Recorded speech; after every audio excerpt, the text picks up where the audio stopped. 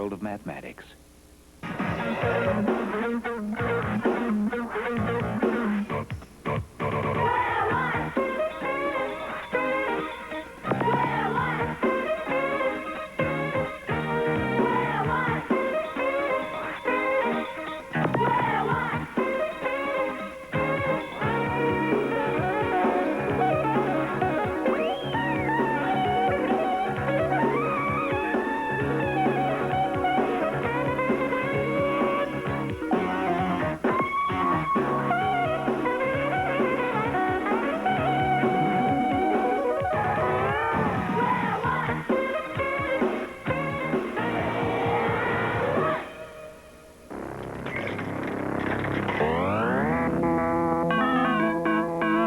Mathman, your mission is to eat only prime numbers. When you encounter a number, you will have until the count of 3 to make your decision. And beware the overweight, Mr. Glitch. He will eat you if you are wrong. Mathman, Mathman, Mathman, Mathman, Mathman. What is it? That's prime. Woohoo! Mathman, Mathman, Mathman, Mathman, prime numbers, Mathman, Mathman, Mathman. Where? No. Think. No, not prime. Oh. I'm smart. Mathman, Mathman, Mathman, Mathman, Mathman, prime numbers, Mathman, Mathman, Mathman. Yep.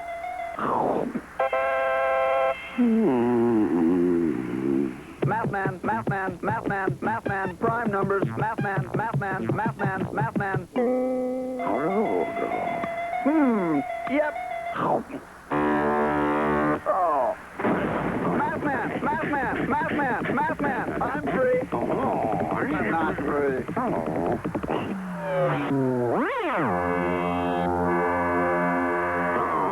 Wonderful. Now I'm going bowling.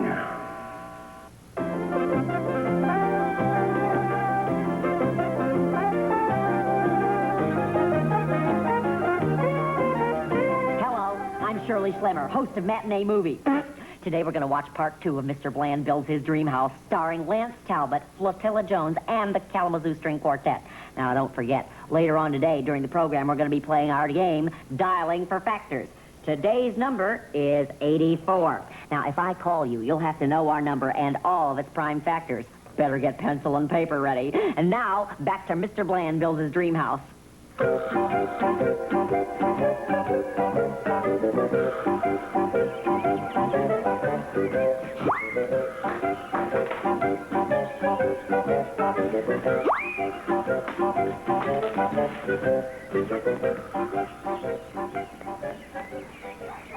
Stanley, what are you doing?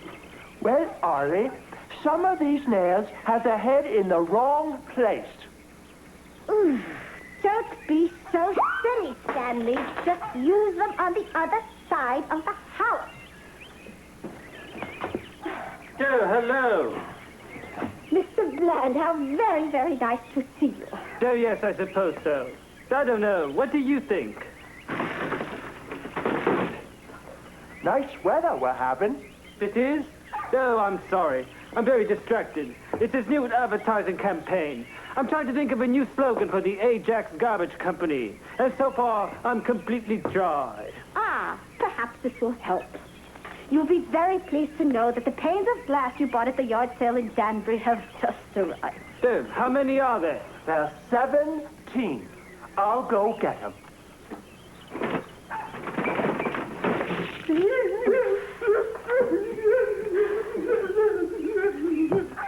Excellent. Well, I want you chaps to plan a rectangular window using all those panes of glass. I want a spectacular view of the hillside. One that inspires me to thoughts of trash and refuse. Here's 8 of them. Oh, Stanley! Here. Mr. Bland, if I may interject but a wandering thought. Certainly. Here's the other 9. Stanley, allow me to demonstrate the problem, Mr. Bland. Stanley. Now, Mr. Bland, you see, 17 is a prime number. A prime number. is that it has only two factors, itself and one. Itself and what? So sorry. So I'm afraid that if we were to design for you a perfectly rectangular window... A perfectly rectangular window. Allow me, Mr. Bland, it might be safer over here. Yes. Well, the only way that we could do so would be by lining up your 17 panes of glass side by side or up and down. Now, a rectangle would have, but alas, you would have a very limited view.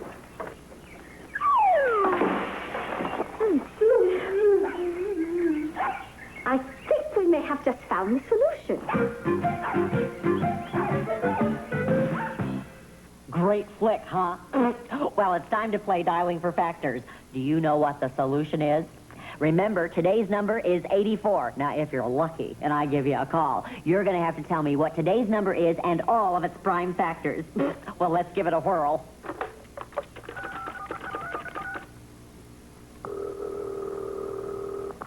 Shea Stadium, pitches mound. Hi, Shirley Slammer, Dialing for Factors. Do you know what today's number is and all of its prime factors? Are you kidding, lady? I'm playing against a team that's got the bases loaded and at the top of their lineup stepping up to bat. Get off the phone. Sorry.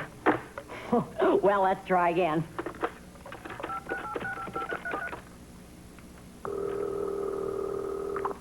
At the tone, the time will be 12:31 and 6 seconds. Wrong number, I guess. Well, let's give it one more try.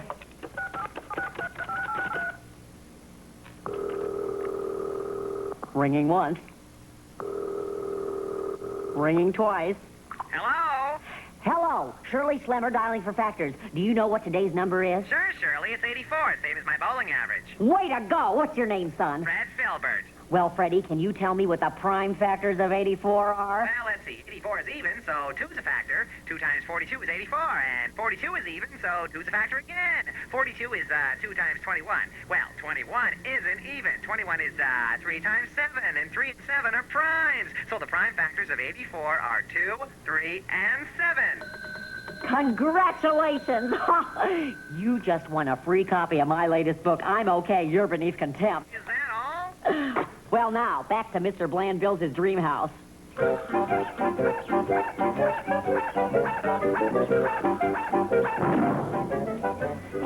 can't you see that the gentleman doesn't like us? How could you be so careless? Mr. Bland, I apologize for my colleague, and I assure you that we will make full restitution for the damage. But in a way, Stanley may have done us a favor. That's right. What favor? Yes. What favor? Well, now we've got 16 panes of glass. I'll get back to work. Yes. Well, you see, Mr. Bland, 16 has several factors as opposed to 17, a prime number which has a mere 2. 2 8s make 16, as do 8 2s. 4 4s also make 16.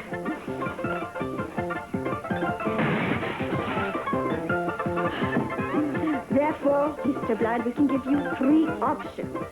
We can give you a window that's 2 panes high and 8 panes wide. Or we can give you a window that's 8 panes high and 2 panes wide. Or we can give you a perfect square, 4 panes by 4 panes. 4 by 4? That sounds lovely. That's a certain ring to it, I must say. Very good. We'll get to work on it post-haste. Stanley? Now that I think of it, 3 panes by 5 panes would be even prettier. Yes. 3 by 4 is nice.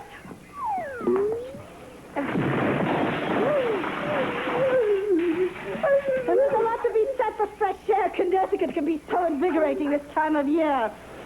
There's another fine mess you've gotten us into. Another fine mess? That's it. My new slogan for the Ajax Garbage Company. Another fine mess from Ajax. You two are geniuses. Be careful not to cut yourselves on the glass. Ta-ta.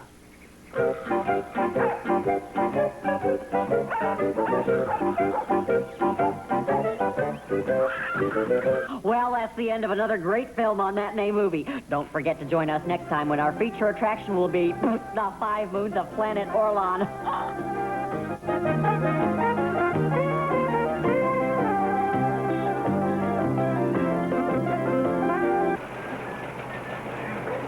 Whoa, this just in. This just out. Oh, something else is in here. This is just in. A prime number has exactly 2 factors. Take 17. Its factors are 17 and 1. Film at 11. It's also a prime number. Whee! Just think. This much of the show is gone, leaving this much to come.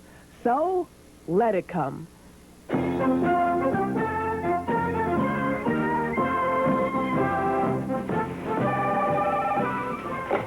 Hello, Bureau of Missing Numbers, Terry Ryan speaking. A number's missing? Which one is it, sir? Number 9, all right. Now, can you tell me a little bit about it? You know, any unusual characteristics, any bad habits, anything at all? All right, is it a prime number? Let's see. No, it definitely is not a prime number. It is, however, a multiple of 3. Hold the phone a second. Something just occurred to me. 9 is also a square number. What's that? Well, of course my lips are sealed. What? 9 is an odd number. No kidding. It certainly is. You know, all this information is very, very useful. Now, can you think of anything else at all? Anything?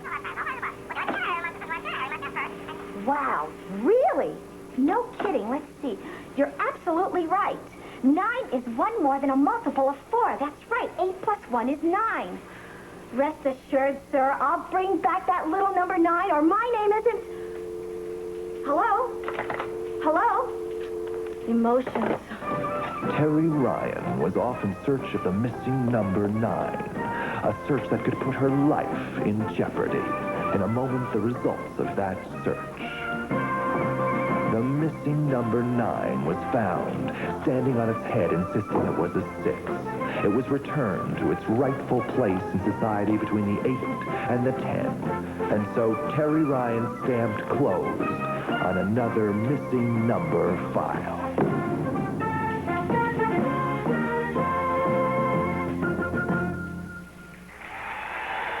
Thank y'all. Thank you. Well, I'd like to welcome you here to Tillis tonight, and we hope you're having a real good time. For our next little thing we're going to do for you, it's a little number that was a real big hit for us. It's called 9, and well, we hope you like it. 5, 6, 7, 8. 999, fantastic number 9. It's perfectly consistent. It works out every time. 999, that crazy number 9. Times any number you can find, it all comes back to 9. 2 times 9 is 18. 8 and 1 is 9. 3 times 9 is 27. 7 and 2 is 9. 4 times 9 is 36. 6 and 3 is 9. 5 times 9 is 45. 5 and 4 is 9. 6 times 9 is 54. 5 and 4 is 9. 7 times 9 is 63. 6 and 3 is 9. 8 times 9 is 72.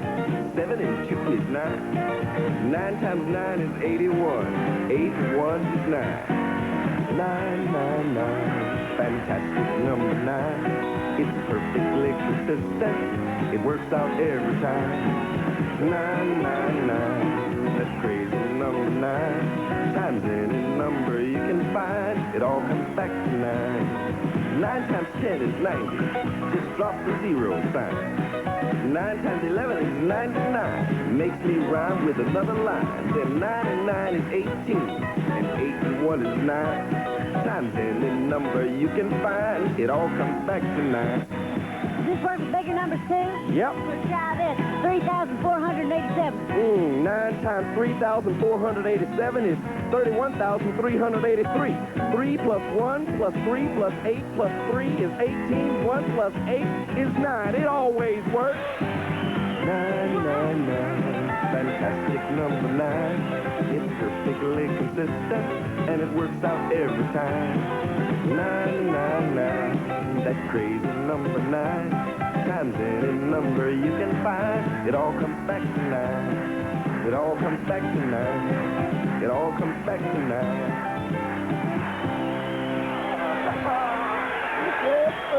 Upper. And now it's time for one of America's newest game shows, But Who's Adding? And here is the host who loves numbers the most, Larry Cedar. How you doing out there? How are you out here in the audience? All right. You out there in Additionland, welcome to But Who's Adding? We have a very good show for you today, and we have two great contestants who are going to play. So let's give them a big hand. Bring them on up. All right. Now, let's see. Playing blue today is? Felicia. Felicia, how are you doing? Good. Are you ready to play? All right. Playing red today is? John. And how are you? Good. Good. You got your teammates ready to play applaud for you? Yeah, you too? You guys all set to cheer for them? Yeah! All right, let's check out the rules. This is the big board. Now, the object of the game is to cover 3 squares in a row with your color, either horizontally, vertically, or diagonally. Now, the numbers on the big board represent the sum you get when you add 2 numbers from the addend board together. For example, if there's a ring on a 4 and there's a ring on a 5, what number can you cover? 9. 9, right, just like that. Now, the player who goes first will move both rings and announce their sum. After that, the next player can move only their color ring, and they've got 10 seconds to do it. They can move it anywhere on the add-in board. If you don't do it in 10 seconds, you'll hear this. Right, that means you ran out of time. Also, if you call out the wrong sum, or you call out a sum that's already been covered on the board, you will hear this, which means you made a mistake. If you run out of time or you make a mistake, that means you lose your turn, and your opponent gets to move both rings, so be real careful about that. Now, the first player to win 2 rounds wins the game. Red will go first. Are you guys all set to cheer him on? Yeah! All right, Red, go! 9 red. 10 blue. Oh, wrong color. 7 red.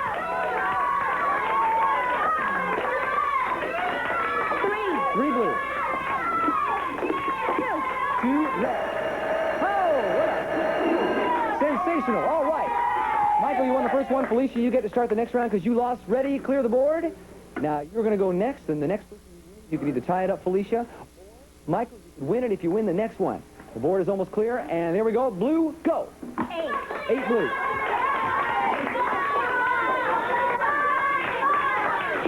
10 red. 6 blue. 3 red.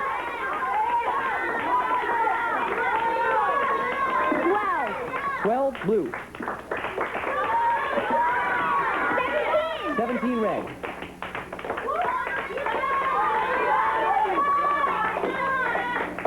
5 seconds. 11 blue. Oh! Excellent. All right, way to cheer them on, you guys. We have a tie game. This is sensational. Each of you has 1 round. Michael, you lost a round, so you get to go first. What's that? Oh, I'm sorry, John. I was thinking of my brother. Okay, John, you get to go first. And board is clear. Red, go. 9 red. 11 blue. 7 red. 6 blue. 12 red.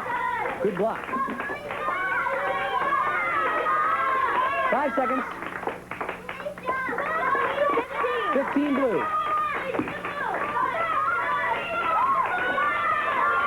5 seconds. 13 red.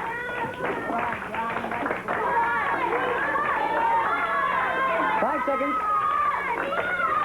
8 blue.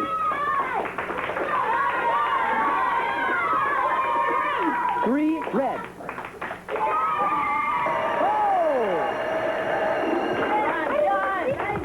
I got to tell you, you guys did a great job cheering them on. That was a very, very close match. Congratulations, John, on a good game. And you too, Felicia. John, for winning, you get a Square One TV calculator. There you go. And Felicia, for doing such an excellent job, we're going to give you a Square One TV T-shirt. I hope you enjoy that. You guys played a great game. You were a sensational audience. Way to go. We'll see you next time on But Who's Adding? Bye-bye.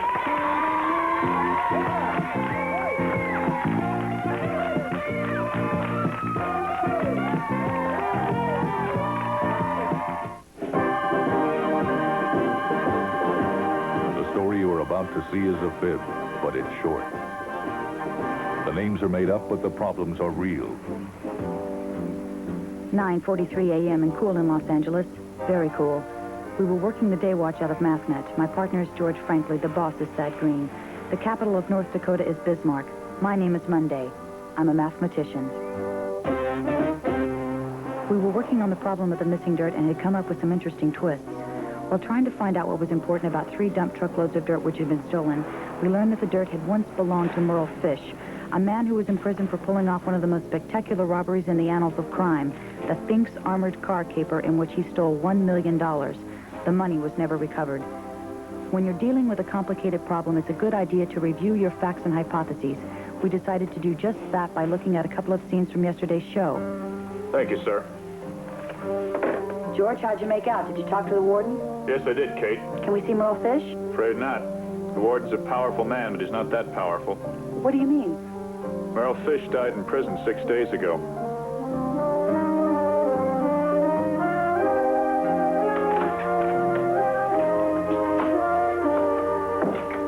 Morning, George. Morning, Kate. I read the book about the Finks case last night, George. Did you, Kate? I tubed out. You know, much television. Uh-huh. Watched a rerun of Dragnet. You know, with Jack Webb. Uh-huh. Golly, that was a good show. According to the author Norman Mailbag, Merle Fish had an accomplice. Someone helped him pull off the robbery? Uh-huh. I checked through the police records this morning, and the general consensus is that the accomplice took the money and left the country. Bet he's having a good time. Spending his ill-gotten gains, I mean. Hi, team. I've got a couple of things that might interest you. Shoot. To begin with, the Finks people do have the serial numbers of those stolen bills. Well, that would mean if the robber spent any of the money, the numbers on the bills could be checked and he would get caught. Right. What else have you got, Debbie? I checked the prison records to see what I could find out about Merle Fish. And? He was a strange con. He became a recluse. Hardly ever spoke to anyone. Not prison officials, guards, not even his fellow inmates. And in 21 years, had only one person visit him. One person? Yes. A fellow by the name of Norman Mailbag. He's the man that wrote the book about the Finks case. Probably visited Fish to get the facts. Yes, but he continued to visit him long after the book was published. In fact, he saw him just 10 days ago. I don't know why exactly, and maybe he has nothing to do with the missing dirt. But I think we should talk to Mr. Mailbag. I thought you might. Here's his address.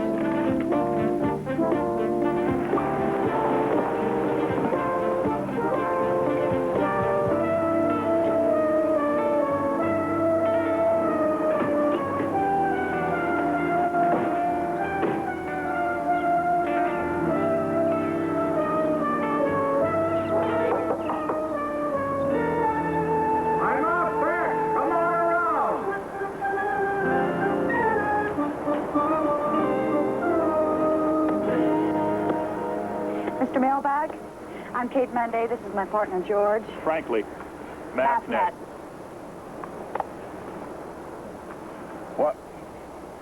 What can I do for you? We know you wrote the famous book about the Finks caper. Yes, I did. And that you probably know more about the case than anyone else. I'm sure I do. Now, we understand that you kept in touch with Merle Fish long after your book was published. Oh, yes, Merle and I became quite close during the interviews that I had with him when I was writing the book. I see. He was a lonely man, and I tried to cheer him up from time to time. I wonder, in all the years that you knew him, Mr. Mailbag, did he ever tell you what happened to the money? You didn't read my book. I haven't gotten to it yet. You know how your reading mounts up? But I did. Well, then you know what really happened to the money. Fish told me the absolute truth, just the way I wrote it. According to your book, he had an accomplice. That's what the police said. And that's what Merle Fish said. And when Fish was arrested, the accomplice took the money and left the country. But if the serial numbers were known, why hasn't any of the money shown up? European banks and South American banks aren't as interested in tracing American dollars as American banks are. No, I'm sure whoever the accomplice was had a wonderful time with that $1 million somewhere. Now, if you will excuse me...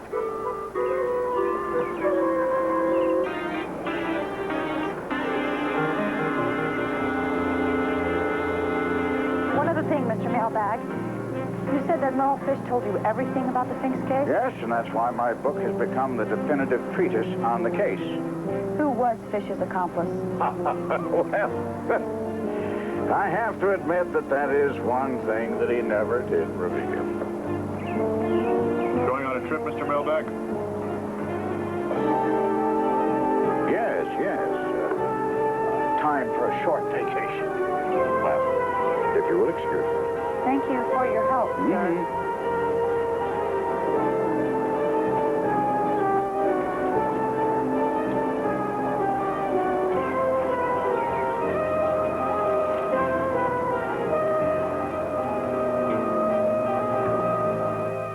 I got a strange feeling about Mailbag, didn't you? A little bit, yeah. He's pretty slick. You know what Scott Fitzgerald said about writers, don't you? What? He said, all writers are liars, which is why what they write is called fiction. That was William Faulkner, but you made your point. Mathnetters, I got something for you. I analyzed the soil from Mailbag's shoes. And? There were two types. The predominant soil was a very rich humus, like the kind gardeners plant things in. That would figure. But there were also large traces with the same acidic components as the stolen dirt. Good. I noticed the footprints Mailbag's shoes were making, and they look like the ones we saw at the gravel pit. It's a long shot, George. Something else, folks. Guess what Merrill Fish did the day after the heist? Went to prison. Nope. They didn't catch him until about a month later. The day after the robbery, he took out a building permit. A building permit for what? To build a carport. That's right. In Tuesday's show, Mrs. Swaggle mentioned the house had a carport. So? So what? That's right. So what? What if he built a carport? That's no crime, especially if he had a building permit. That's true, but it is a pretty strange thing to do right after you've come into a million simoleons. You know, dollars. Wait a minute. What if the accomplice theory is wrong? About the robbery? Yes. What if he didn't have an accomplice? He robbed the armored truck and took the money home. He figured they'd have a record of the loot, so he knew he couldn't spend it. What if he intended to keep it until the statute of limitations expired? That's 3 years. That means if no one is convicted of the crime in that time, the case is closed. And what if he buried the money under the carport and figured to spend it all later? It's an interesting theory, but it's still just a theory. And it's a long way from 3 dump truck loads of dirt. But wait a minute. If we figure this out, somebody else could have figured it out, too.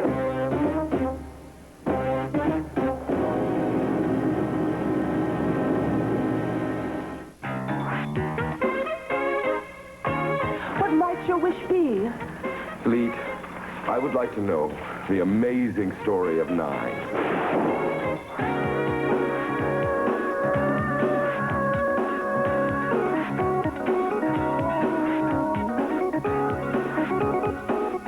What's your point? Remember Mailbag said he was going on a short vacation? Uh-huh. And did you notice what Mailbag was taking on his short vacation? 100% of Square One TV is a production of the Children's Television Workshop.